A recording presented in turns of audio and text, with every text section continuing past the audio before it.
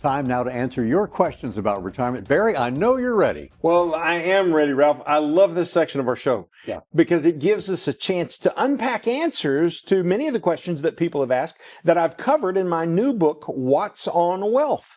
And we use questions from the radio show and the TV show to help us craft the topics that are covered in the book. And so I think people will find it a really interesting read. We'll send you a free autographed copy of the book if you'll just text book to the number that you see on the bottom of your TV screen. Do that. And one thing, we're getting the pulse of real life in the Ozarks. We're getting your pulse about your situations. So here's our first question. And Barry, this comes from Rick in Conway. I've been worried about the markets. Boy, there's reason to be worried about it. So I got out because I couldn't handle the anxiety of it. How long should I be in cash before I try to get back into the markets? Well, Rick, I think you're asking the wrong question. Ralph, what I would say to Rick is if he were sitting here in the studio or over the conference table with me, I would say, imagine if I answered 3 months is the answer. You should sit in cash for 3 months or 6 months or a year.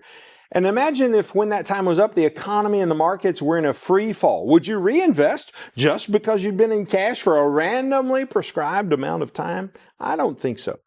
The better thing to consider instead, Ralph, is what you want your investment strategy to accomplish.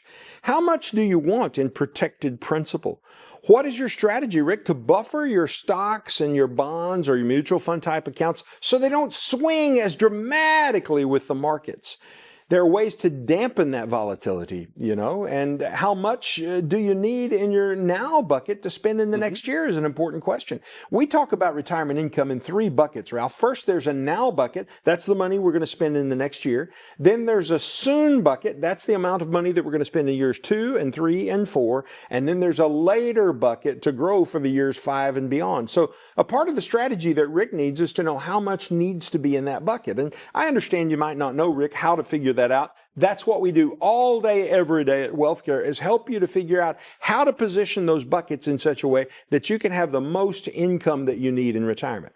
So, Rick, here's one other thing I want you to be aware of. If you've got a financial advisor who is just selling you investments, but they aren't showing you how to lower your taxes or protect against stock market volatility, how to develop a lifetime income plan that will get you to life expectancy, at which, by the way, I think ought to be age 100, well, then I just want to ask, Rick, exactly what are you paying for? Give my office a call today, and we'll get a second opinion for you on what you're doing, because every day we help people just like you with questions just like the one you ask. They certainly do. Some of the major things Barry talks about are protecting your principal, and he'll talk about that in your risk tolerance. But a great question from Rick of should I have my money in the market, and how much money should I have in the market right now? Let's go right up I-44 to Lebanon, Missouri. This is Joanna who's writing you, Barry. I've been excited about the idea of retiring early. Now that I'm nearly to my self-imposed deadline, I'm getting a little nervous. Before I give my notice to my employer, how do I make sure that I am ready? Well, we call this the famous hand-wringing dilemma. Oh my, should I or shouldn't I? I don't know what to do. Should I stay or should I go? The first thing I would say to you, Joanna, is congratulations on being kind of ready to retire. It's exciting. And that should be a time that you look forward to with a tremendous amount of confidence instead of fearful with anxiety and uncertainty. In fact, that's why I developed the 6 Steps to Retirement Confidence. It's our planning process. It's so you don't have to wring your hands. You don't have to worry. You can go through the 6 steps knowing for certain what your income is going to look like every year of your retirement all the way through the end of your life, we say to age 100. And we make certain that you'll pay the least amount of taxes possible and that you're invested in a way that matches your personal preference with regard to risk and growth. You'll have a strategy that deals with long-term care, and you'll have an estate plan completed so that your assets go where you want them to go, when you want them to go there. The 6 Steps to Retirement Confidence was designed just for people like you, Joanna, and I can't wait to walk you through the process. So call our office today, and we'll get you started climbing the 6 Steps to Retirement Confidence. We will. Time for one more question, Barry, and this is from Troy in Fairgrove, Missouri. So let's get to Troy. A couple of friends I work with, they're retiring early, claiming their Social Security benefits right away. At age 62, I want to be smart about this. How do I figure out the right time to start claiming my benefits? Well, Troy, thanks for your question, by the way. Hope everything's going okay up in Fair Grove. Now, the perfect way to know perfectly when you ought to take Social Security is to die.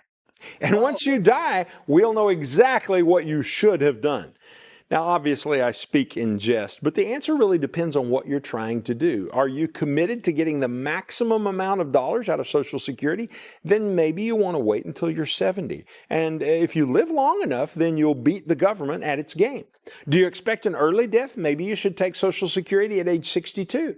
But if you want to keep working for a while, realize that Social Security at 62, they're going to take about 1/3 of your benefits from you over your lifetime, and you're going to have to give back 50 cents for every dollar that you earn over about $22,000.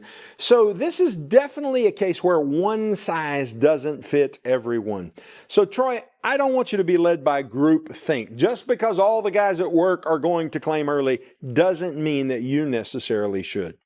We've got at WealthCare a Social Security specialist. And just like we have a Medicare specialist and a tax specialist and an estate planning specialist, we have a Social Security specialist. His name is Jeremy, and he can help you figure out exactly when the optimum time is for you to take Social Security based on your unique facts and circumstances. If you like this content, please follow and subscribe. And for more information, please look in the description below.